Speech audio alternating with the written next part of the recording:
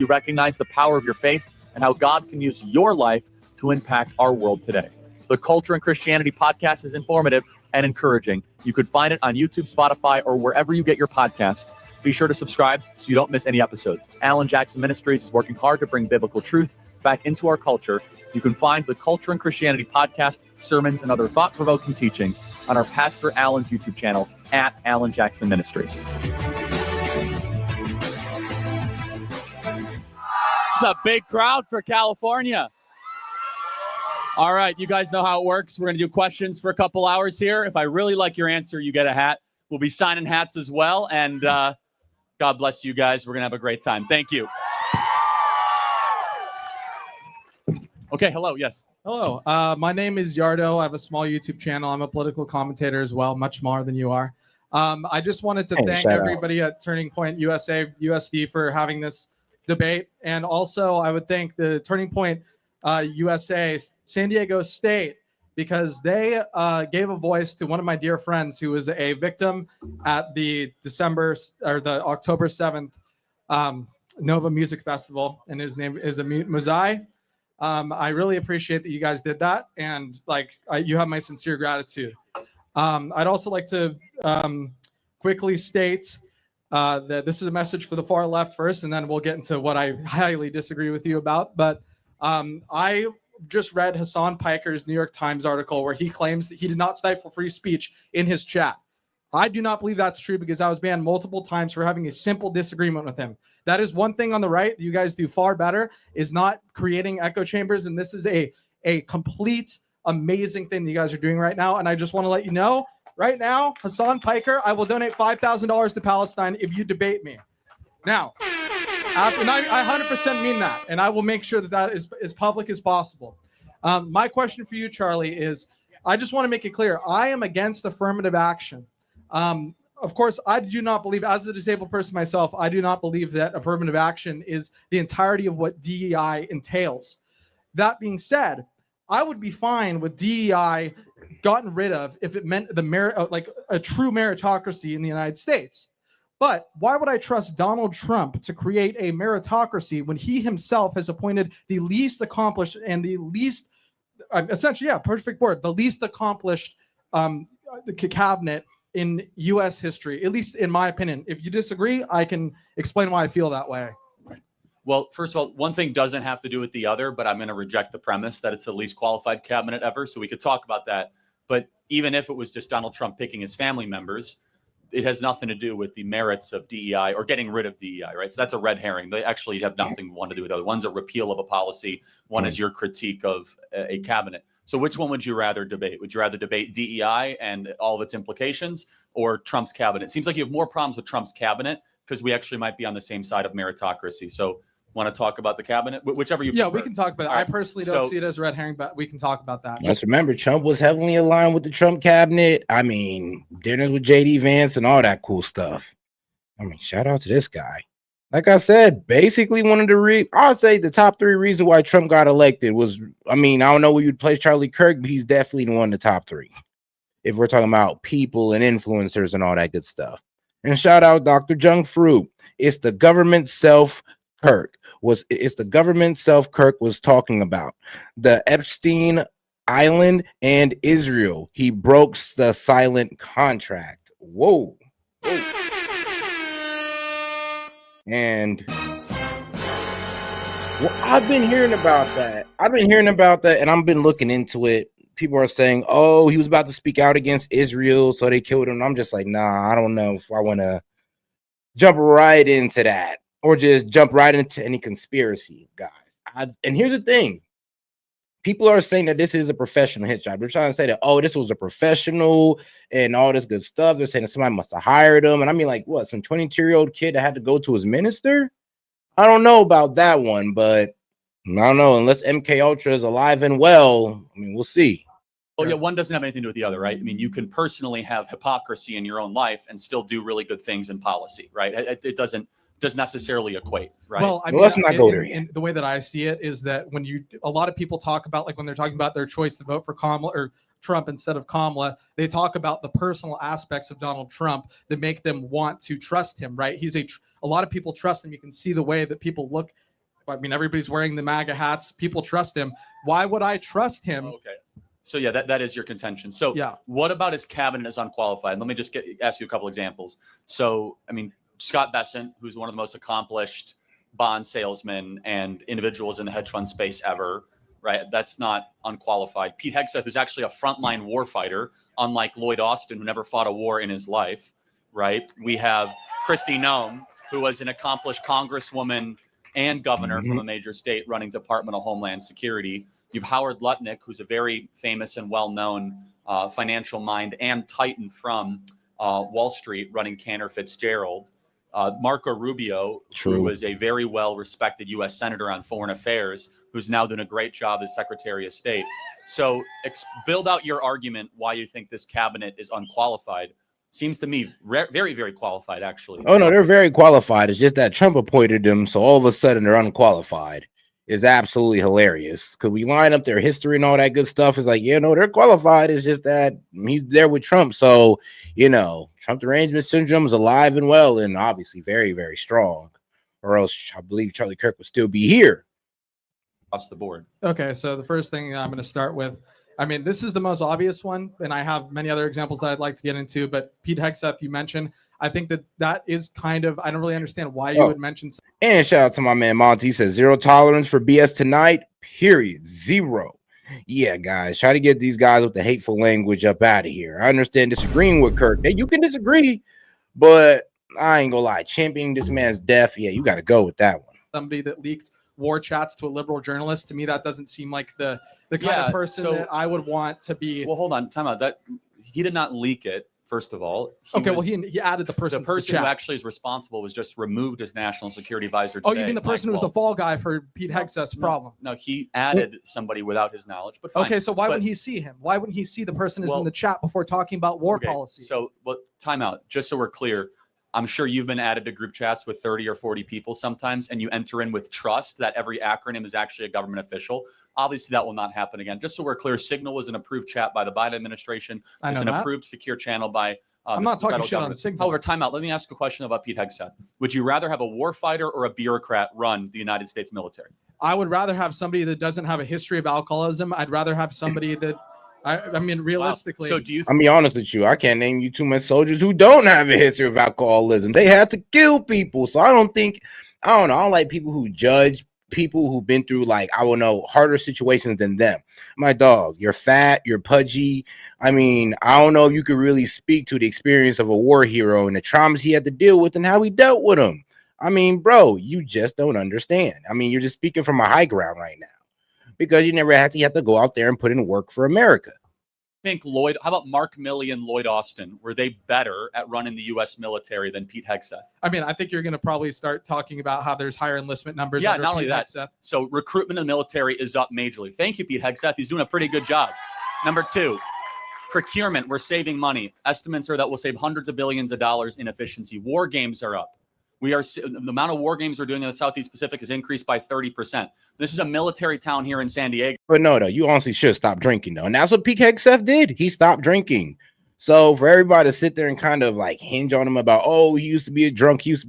I mean, yeah, but he stopped. So I don't know. You want to keep bringing that up. Like, you could be petty about it, but that's it. You're just being petty. A massive increase in people wanting to join the Navy, want to join the military. That wasn't happening under Biden.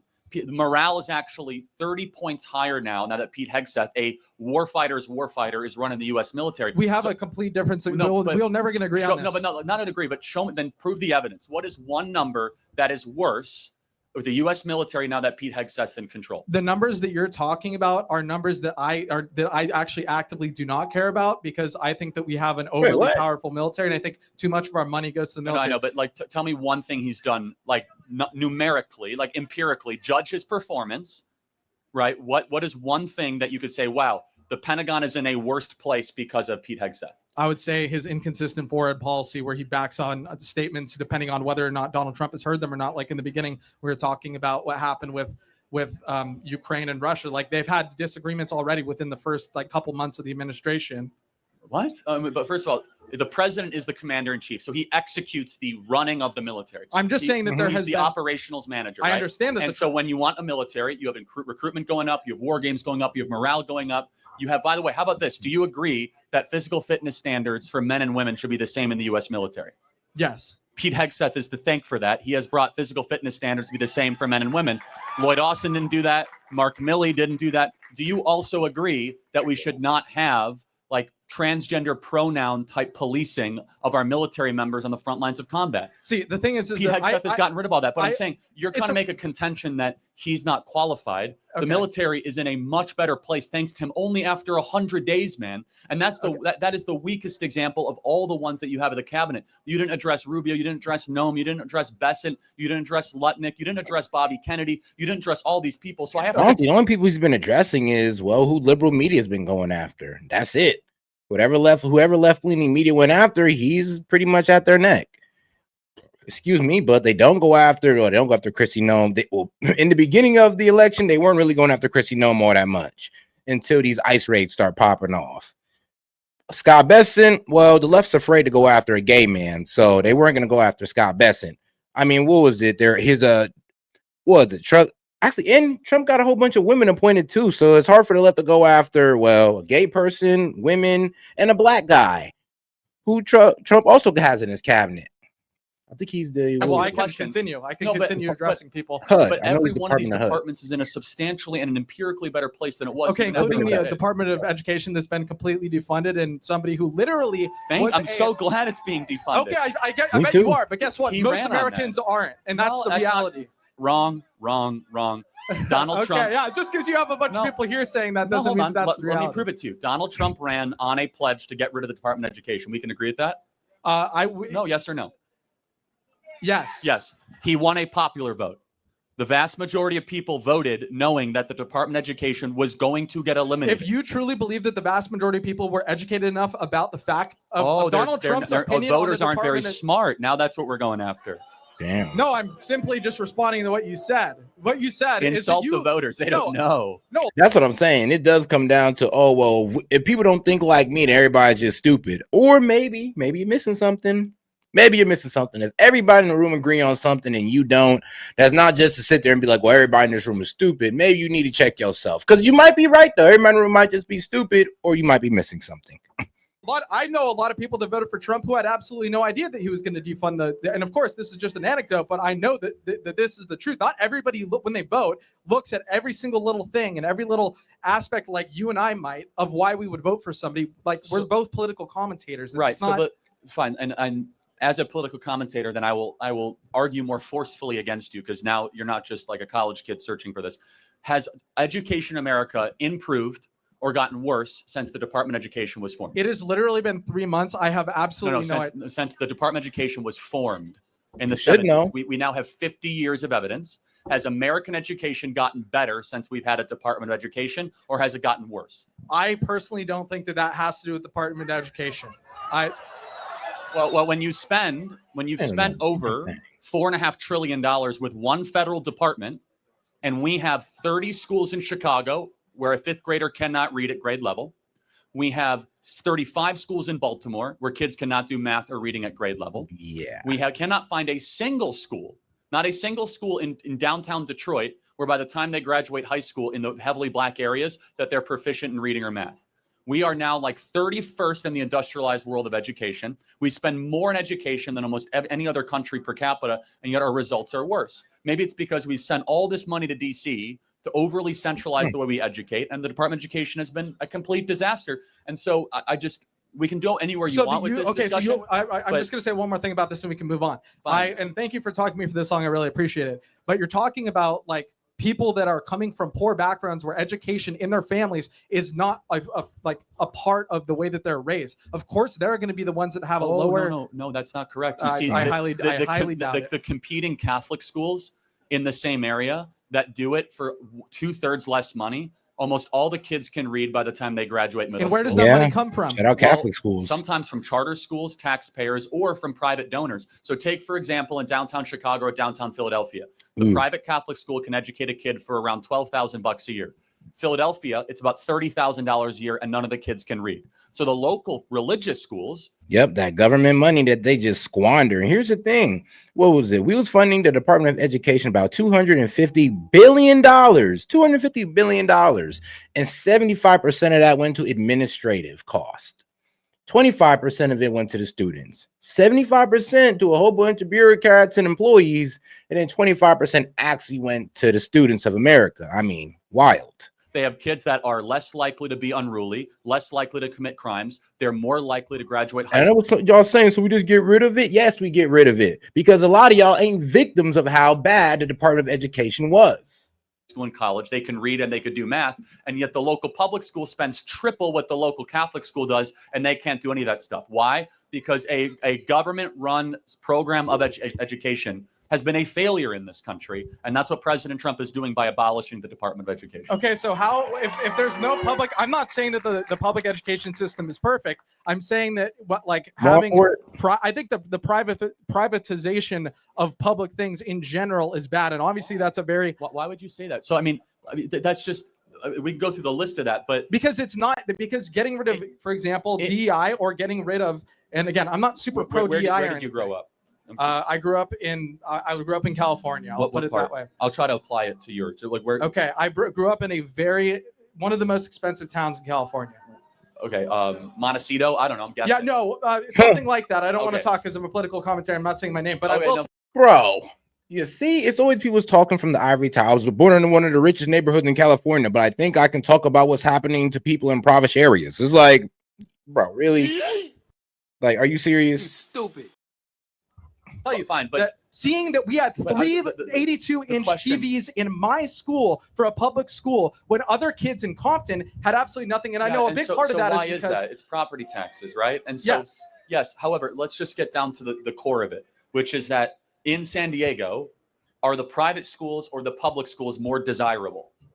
It's kind of complicated because I would say this as a person who kind of went from the public school atmosphere to the private school atmosphere. There's a huge difference. I mean, from how much effort the teachers put into you, to the lunches, to the, goddamn it, even down to the field trips. And once you go from, private school, I was in a Catholic private school, it's called retreats. Shout out to the retreats. They were pretty fun. But in public school, well, it was pretty much just, I'm be honest with you, it was like the bare minimum education, literally the bare minimum. Teachers who want to do the bare minimum, school who wanted to only give the bare minimum. When you get the bare minimum, what do you really have? A bare minimum education, which means that when you go to college, you're going to get destroyed unless you were lucky enough like me to somehow get a private school education before you got there. We have charter schools that are public, we have like High Tech High. We have people pay money to go to private school, right? For a reason. So what is our perspective? The money should follow the child. You should have school choice. You should be able to go to whatever the school of your choosing, and it works super well. But the good private schools that you talk about these ones in Chicago, cherry pick data. When we're talking about San Diego, they cost about $40,000 a year. It's not cherry pick data. It is cherry pick data. Talking about a single example of a Catholic school that's publicly funded or funded by donors. There's hundreds of these examples. Okay, right? hundreds of these examples, but the reality is that the majority of them, you have to pay an exorbitant amount of money in order to get into them. Right. So but then what per pupil in San Diego? What do you think they charge? And those Catholic schools are really community based. Like, look, I went to one of these Catholic schools, and it's like, dog, these kids have known each other since they were like in kindergarten. Went to the same elementary school, same middle school, all the way up to the same college. Their parents know each other. The teachers know the parents because they're all within the same community and they're all Catholic. So some of them even go to the same damn church. I'm gonna be honest with you. All of us need schooling like that. All of us. Per student in the public school, anywhere between $25,000 to $35,000. I have no idea, and I don't think that it has anything to do with the debate we're having. No, it has everything to do with. And I'll just close with this. So there's 21 million people that work for the government in this country. 11 million education. 11 million in education. How many of the 11 million do you think are teachers? I see. You're just coming up. Look. No, it's super. Can you repeat your question? Because I thought we were going to continue because we barely talked about anything I want to talk about. Well, no, because you're getting cooked. Freewheeling, that's what this is, right? So there's 11 million people that work in education in America. How many would you guess are teachers? Not much. I I'm assuming that it's very bloated, and I'm just going to guess that 2 million are teachers. Yeah, it's about it's like 3.5 to 4 million. So that means that 7 million people that work in education are unnecessary administrators and paper pushers. And why is that important? Because we've not been funding teachers or education the last 30 years. We've been funding unnecessary. All right, man. Shout out to my man Monty, man. How you doing? Hey, how's it going? Hey, it's all good, man. Man, I was stalking you on the internet. I was like, where the hell did this guy go? Bro, I'm telling bro, it was a very long night. I'll tell you that. And with all the news and all that good stuff, yeah, it was. And it just kept developing. Like it was just rapidly developing. Man, and the fact that it just happened in front of everybody. Oh my goodness, that made it. Yeah, I'm never gonna be able to get that out of my head. Yep. Oh, don't tell me you accidentally saw it too. Oh, yeah. It's just it was all over Facebook, just completely uncensored and just playing. I was like, oh, great.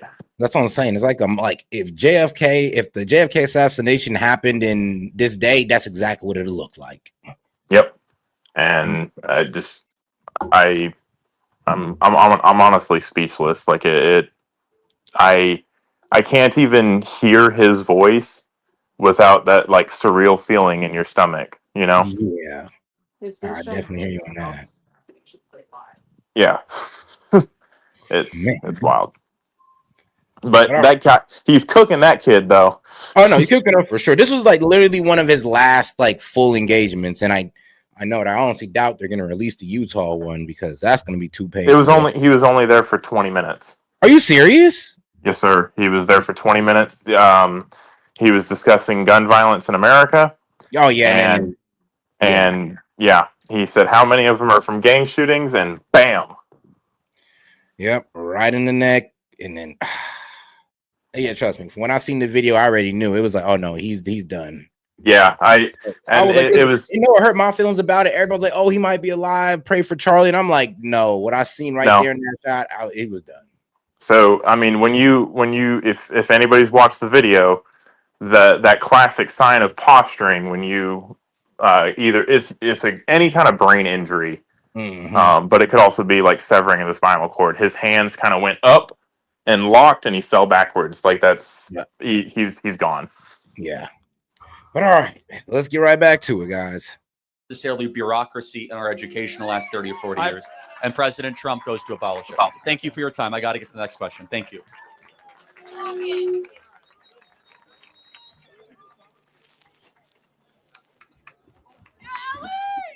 Hello. Hi. My name's Ellie. Overall, just to go into my question, I am conservative. So going into this, I was like, oh, like what should I ask you about? I think overall, I was going through different policies, and in general, I agree. Ultimately, I think the topic of my question is how to approach politics in school and in general with this function.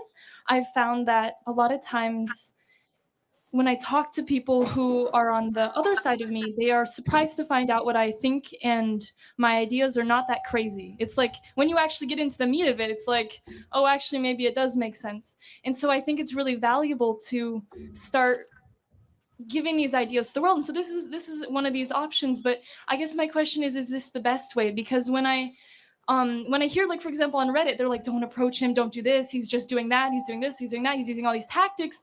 And so I wonder if you've considered. Hey, Seth, can I say something real quick? Yeah, go ahead. Before she gets onto her point. So I hear a lot of people talking about how we shouldn't feel bad for him because he said empathy was a new age word and all this fun stuff.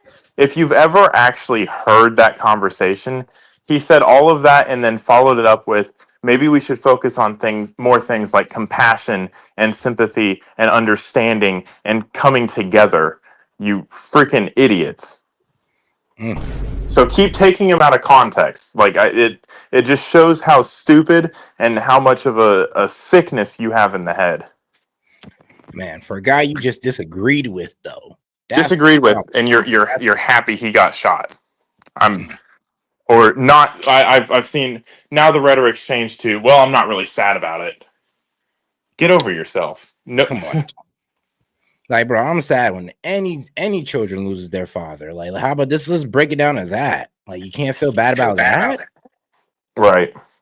All right. But if there's maybe a slightly better way, because I think what you're saying has a lot of value in this world, but it's proposed like in this school specifically, it is thought of as evil and as like not like a valid way to think. That's a UC San Diego problem, not a Charlie Kirk problem, No, right? and it's not, and it's not to say it's a problem of you. No. And I meaning like and I read there was some op-ed journalists where they said ignore Charlie, ignore him. But what they're saying is that they are not either smart enough or they're not intellectually mature enough to have a discussion with a conservative on any issue. I have literally almost no notes. I have like a couple charts to show you if the topics come up. You guys can use AI. You guys can use Grok. You could do whatever you want. You could bring a professor. You could bring 5 of your top libs together.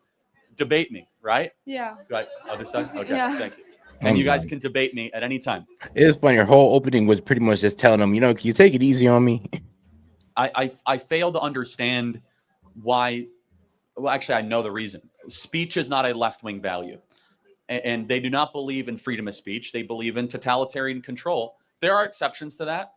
So if they have a problem, I think this is one of the best ways, not the best way. I literally could not be more open to disagreement. I say if you disagree, you go to the front of the line. Yeah. And I mean, how often do you as conservatives? No, I got to be petty tonight. He thinks, bro, he never said anything like that. Never said that. I don't know where you got that from, but you're lying.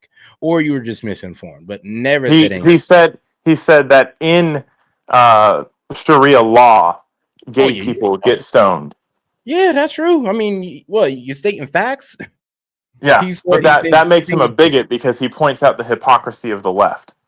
We need to come together and heal, but as long as you disagree with me, we're never going to fix anything. That's the message of the left today. That's why it's sickening. That's why I have no compassion for anybody on the left anymore. It's gone. It drained out with all of his blood on that floor. That's how I feel, honestly. Get a chance to challenge liberals on campus, right? And being welcomed ever? Oh, absolutely, almost never. Definitely because not speech in is not a left-wing value. No, but to say that, I mean, with all of that being said, it is very true. But ultimately, what happens here is I see a lot of like the ideas just being like bubbled against. And so like when I talk to my friends, their ideas aren't changed from these conversations. And so I wonder if there's just you would be surprised. I sorry to interrupt. What happens here gets seen hundreds of millions of times on social media. Yes. The crowds are growing. And so look, some people are going to remain closed-minded. They're not going to, have their horizons open, but that's on them, right? They have to actually want to pursue the truth and not just have their own worldview confirmed. And then I guess that's where I disagree, because I think fundamentally there is truth within anything. And I believe that maybe I would ask you like to see that like you have a big role in this. You have a big fan base and a big media base that you are making incredible change. And to take it just one step further would be really trying to push the narrative against this being like a place where people are just like debating. It's more than that. What would you like to see? I guess maybe it's more of a question. I guess, I don't know, moving forward, like trying to maybe to see that like instead of using these really fast tactics and to really like try to bring it down, not to say someone is not to say that they're no. Basically, she says, can you stop hurting people's feelings? Which is, I guess, sweet, but nah, this is debate, sweetheart. It gets like that. No. Facts don't care about your opinions.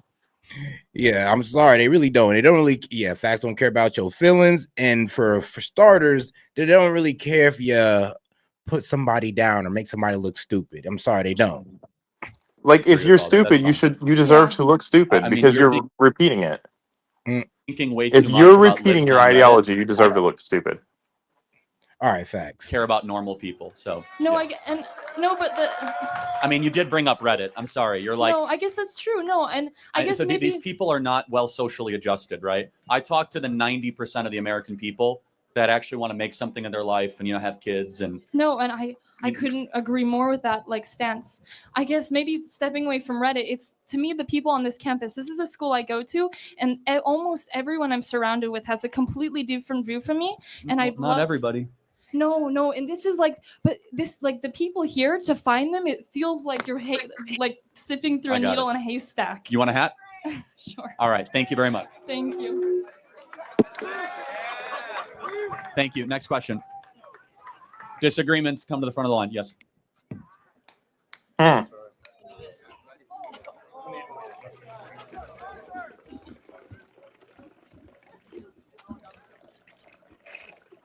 So I have a couple points that I want to talk about in illegal immigration.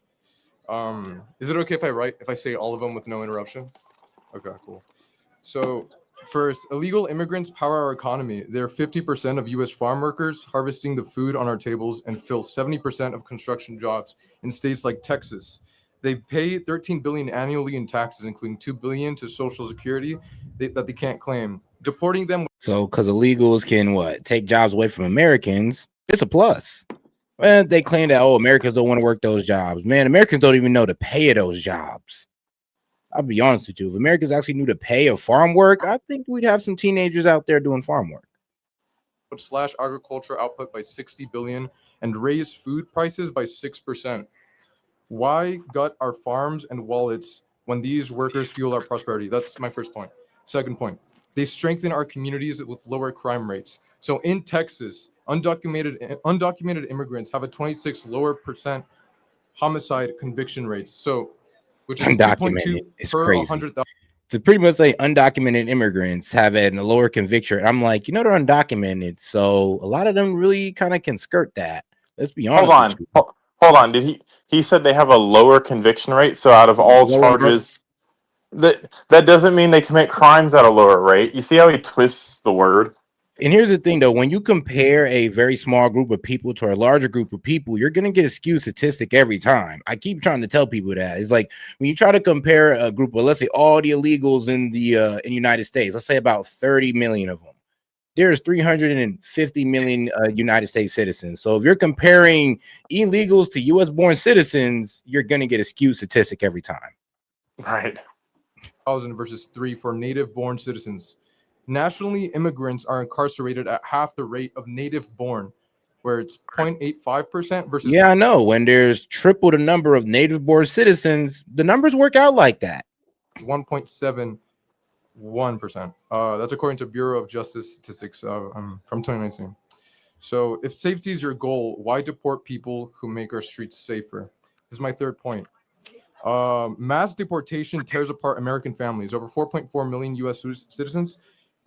Children have an undocumented parent, and in Texas, 1 in 7 kids lives in a mixed status household. Mixed status household. Okay, crazy. This is my fourth point.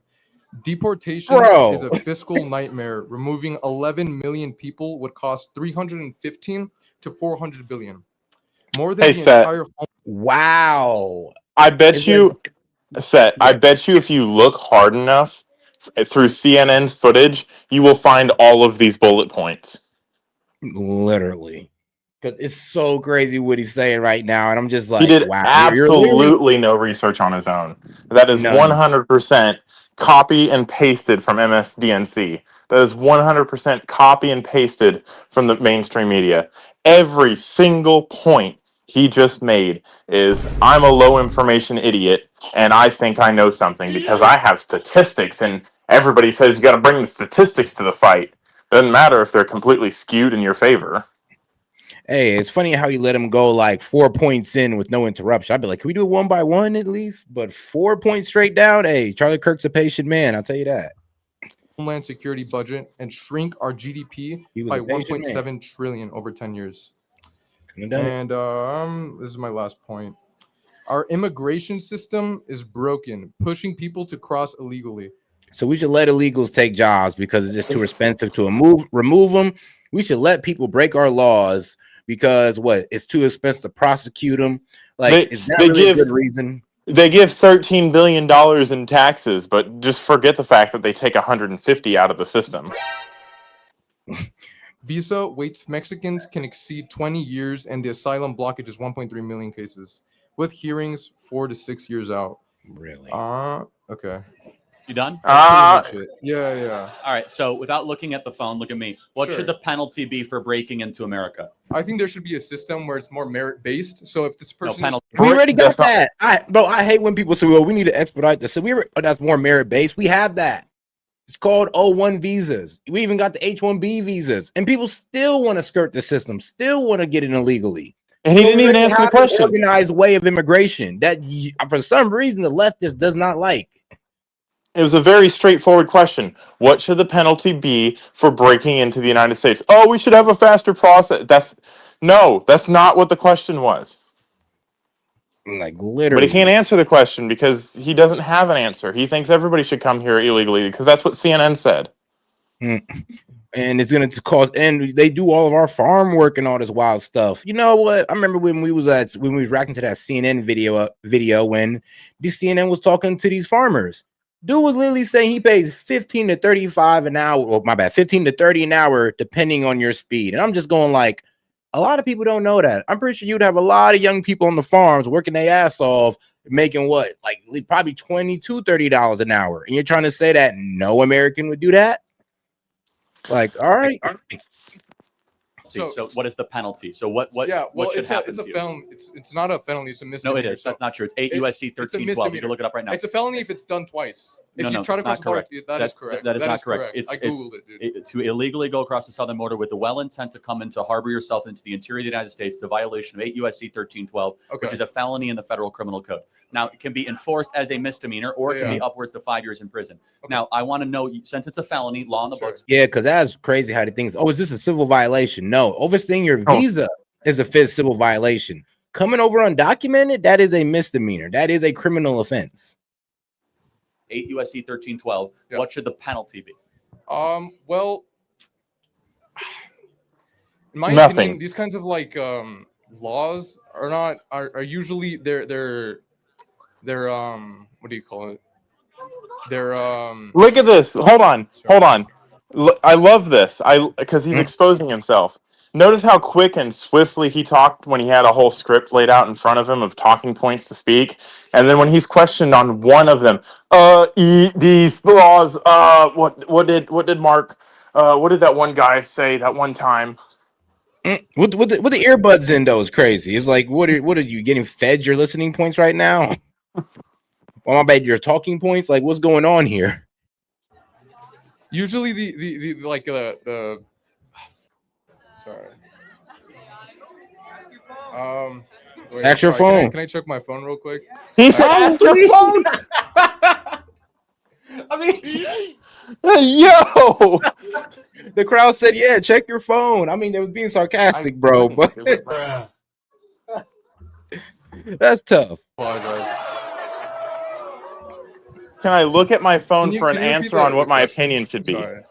What should the penalty be for someone that breaks or comes into America illegally? What should the penalty be? I think there should be a merit system where the people. Okay.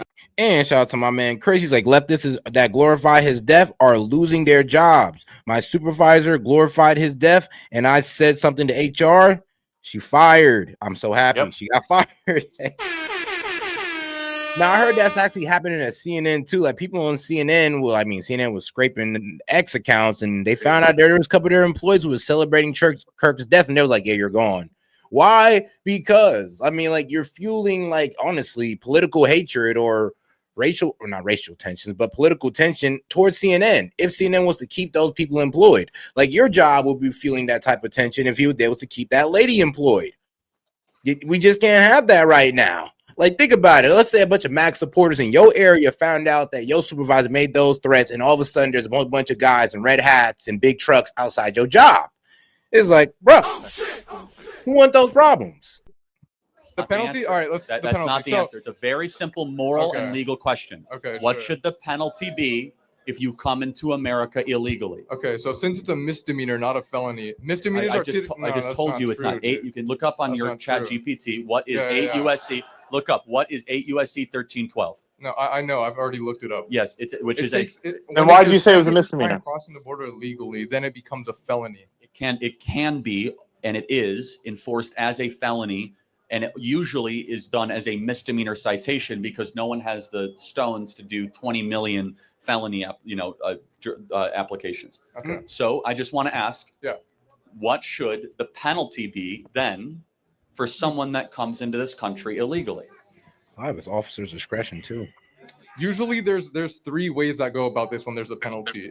There's either like a fine, or there's some kind of like public service that this person does, or you send them How the back. hell they gonna pay a fine? Send them back. I agree. That's what we should do. Okay. Yeah, send them back. And I mean, how the hell they gonna pay a fine? What, you think they came over here and with US dollars? Like, come on. They're here to get US dollars. What fine are they gonna pay, my friend? So this is interesting. So one of the statistics that I read said that illegal immigrants don't cause as much like they don't break the law as often as people who are native born. Well, hold on. What you mean? It's in the name. Illegal immigrants. They came over here illegally. Boom, law broken right there. That is statistic. But time out. But dude. every single one. Can I pause? Can I pause? Okay, Yeah, go ahead. So, by definition, every American citizen is born here, right? They have 0 laws on their books. Every person that crosses the border illegally has already broken 1 law. So, 100% to whatever the crime rate in the United States is, 100% of them have committed crimes. 100% of them are not here legally. And then a percentage of those that have already broken at least 1 law go out and break another one. Or they go out and drive without car insurance and they hit you and it costs you a shit ton of money because they flee the scene. Or they murder you. Oh shit. Oh, I mean, great point. Sure, by law. Well, by law. No, by law, of course. But of course, so if they commit less crime and they're all criminals, wait a second. So by definition, they all have broken the law by being here, and they break the law every day by staying here because you're actually not allowed to stay here either. Do you know that? Yeah, so every day you're here, you're actually continually breaking the law. That's what I'm saying. It's like people, oh, well, they've been illegal for 20 years. They've been illegally breaking the law for 20 years? That's a career criminal right there. Like, that's literally the definition. Like, bro, I'm just gonna be real with you guys. You're literally trying to protect career criminals at that point. And I know it sucks when y'all hear that. Oh, well, this was my neighbor and he's my favorite. Okay, I was about to say something incredibly racist, but this is my favorite illegal immigrant. Okay, that's great, but they've been breaking the laws for 15 to 20 years straight. They gotta go.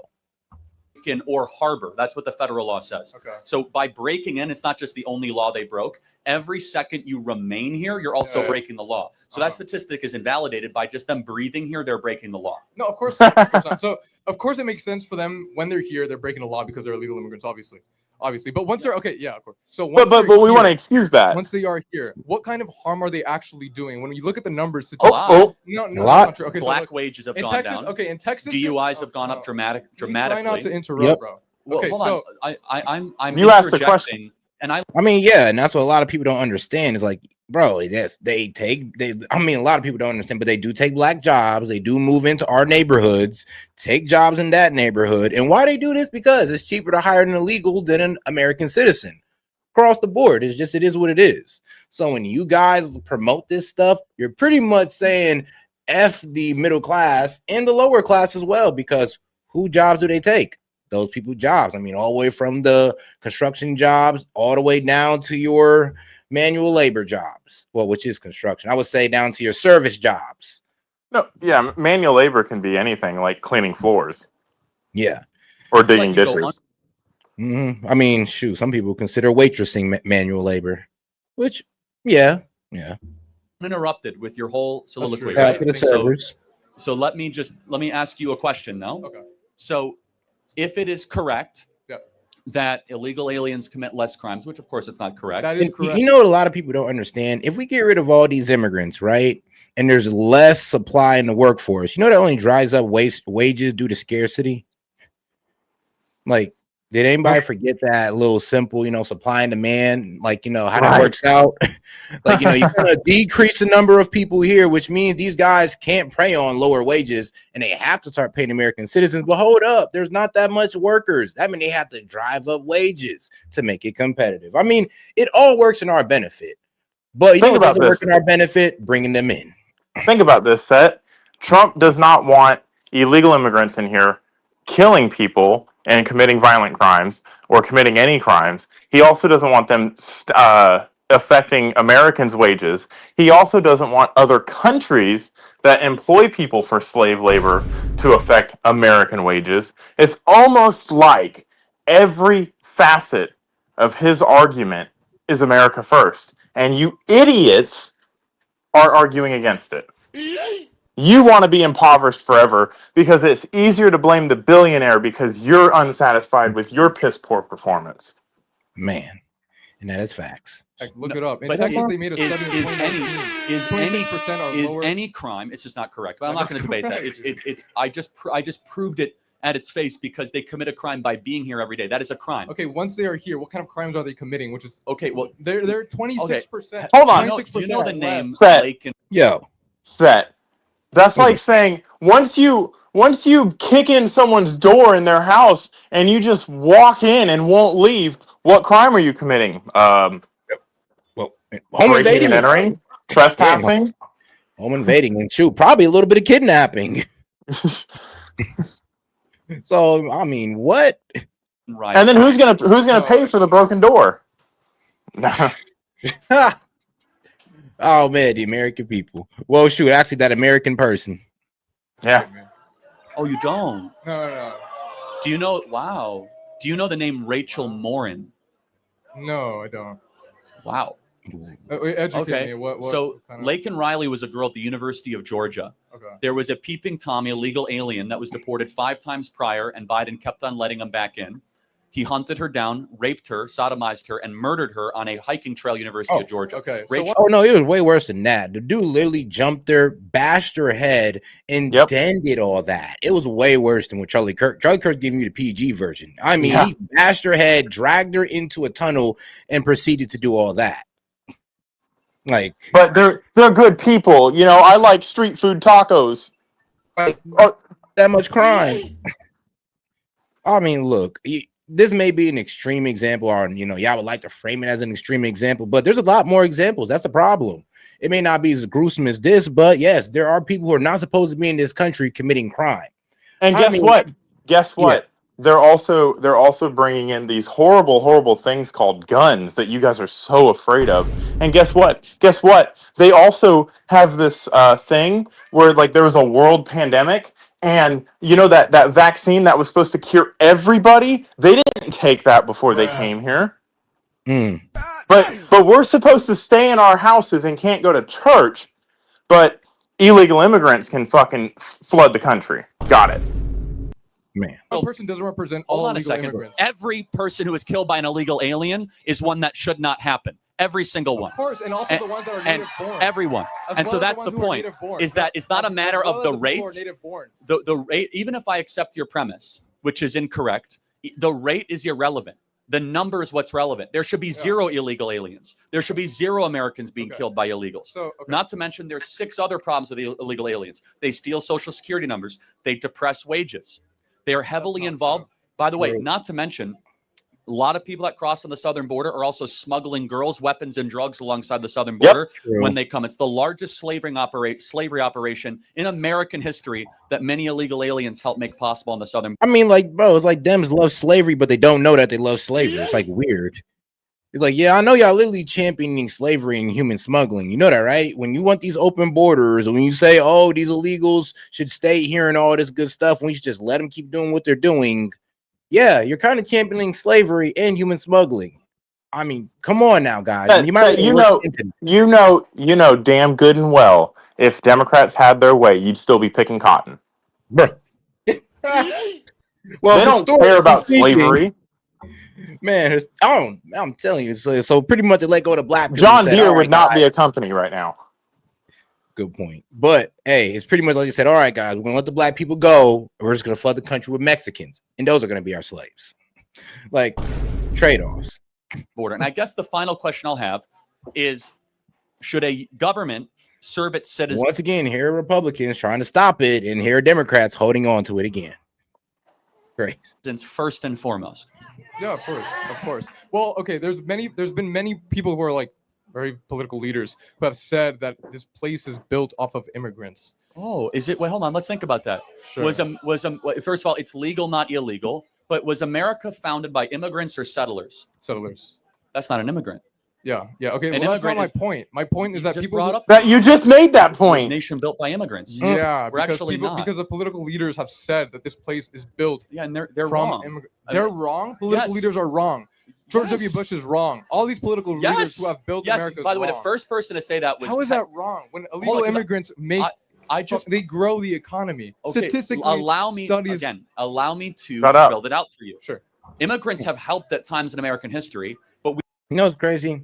They grow the economy for the billionaires that you guys hate, but they don't grow the job market for the U.S. people. That's the problem. That's the way they logic. the ignorance is so palpable because you know the way they grow the economy, they help billionaires' bottom lines because they can enslave them for pennies a day. And what are you going to do? Complain about it? I'll just call ICE on you. So that's how they improve the economy. And I'm sorry, I'd like to know that, you know, the corn on the cob that I'm eating is not from slave labor. Yeah, like, bro, here's the thing. Just like when they pulled up on, when ICE pretty much did that raid in Georgia at the Hyundai factory. Yep. That was the problem. The Hyundai factory pretty much betrayed the American people because they said that you're going to come here, build here. The American people are going to fund your tax breaks and you're going to give jobs to them. They did not do that.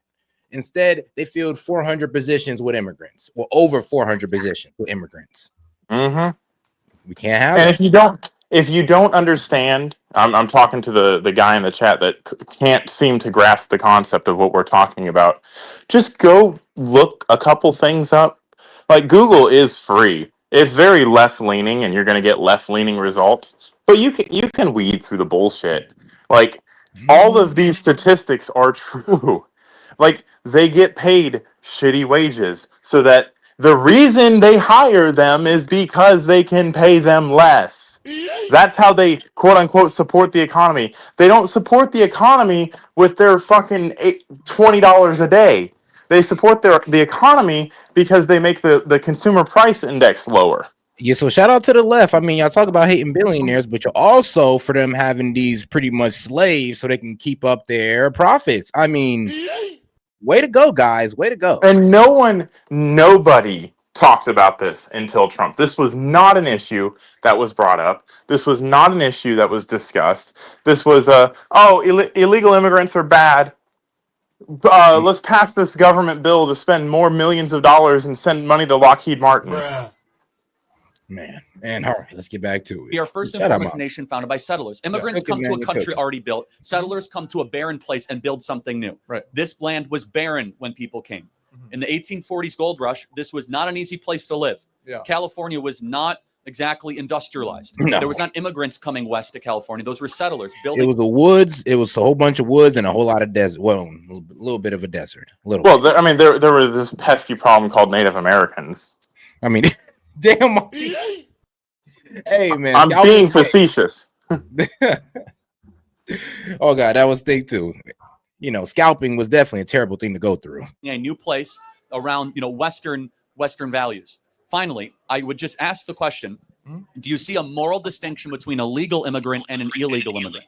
Well, the argument is that they're cutting in line. Like their argument is that they're cutting in line in the 20-year process that it would take for someone to cross. It's not 20. But yeah. At most, it's 20. At most, it's 20. Right now, there's around like 1.2 million people who are currently waiting. That would take 6 to 7 years for a hearing. And by the way, no one has a right to come to this country. To be clear. Let me stay on track of what I was going to say.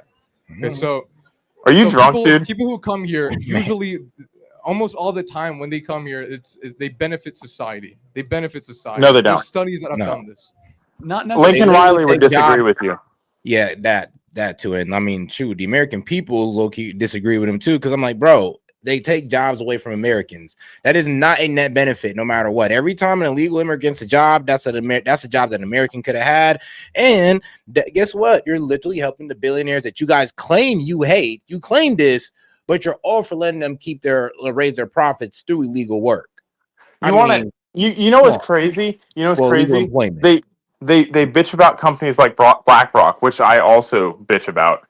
But you do realize BlackRock has their hand in every single market in the U.S. And everybody complains about the housing crisis and the housing problem in the U.S. and how these massive mega investment corps own all this private land. Well, guess how they're getting that land? Through the exploitation of labor. Guess how they're exploiting labor? By hiring illegal immigrants. They just don't understand. Okay, not necessarily, but overall in general. But no, when you look overall I in general, fundamentally disagree with that. You can't disagree with a fact. Hold on. Do you think Ilhan Omar has enriched the United States of America? I don't know who. Do you think Rashida Tlaib? I mean, I could go through person by person by person. Sorry, I don't know these people. Are these people who have are illegal immigrants that have caused harm? Yeah, again, if you don't know, I don't. They're illegal immigrants. Okay, but I mean, I guess they're, would you say, what, illegal immigrants who became politicians, pretty much. I guess the final question is, do you have any concern that there are too many people coming into this country and we're a nation of strangers, not a nation of neighbors? If the people who are coming are creating America, making it more growing, like the economy is growing, then what harm is that doing? Especially if the people who are coming more than an economy, though, aren't we? We're a culture, we're a language. Yeah, we're of course. people. Okay, so let's talk about that front. When they come here, they don't have any kind of, they're not committing as more crimes than the people who are already here. That is you've already dispelled that, but that is not. You can't dispel a statistic. Let's take California. Do you think there's anything wrong that a majority of young people in California speak Spanish, not English? Wait, sorry, can you see that? Do you think there's anything wrong or troubling to the fact that a majority of people under the age of 30 here in this state speak Spanish, not English? Is there a problem with that? Well, yeah, everyone should be able to have a ability to communicate with the rest of the crowd. So I don't know what the big issue of that. See, I think it's a huge. No, I think it's unfair. I think what he's getting to is that it's unfair how in America we kind of supplicated to y'all. We damn near made it easy for you guys to come here, work here. But there's some workplaces that are dominated by Hispanics or certain Africans, and we can't really get in those places because everybody's speaking a different language. They're not speaking English. In America, though, we're getting pushed out of certain workplaces, out of certain cities in America because what? We like pretty much let a culture take over that's not American culture. And it doesn't, and here's the thing, Set, it doesn't help that at the same time, simultaneously, every job for the middle class is also getting taken away from them. So now the middle class has nothing to go to not they can't even be poor because the illegal immigrants take the fucking poor people jobs. I mean, here's the thing: a lot of people don't consider it, but construction and all that good stuff, and I mean, that's a good fallback. If you manufacture things for a living, maybe building houses is a fucking good And this idea that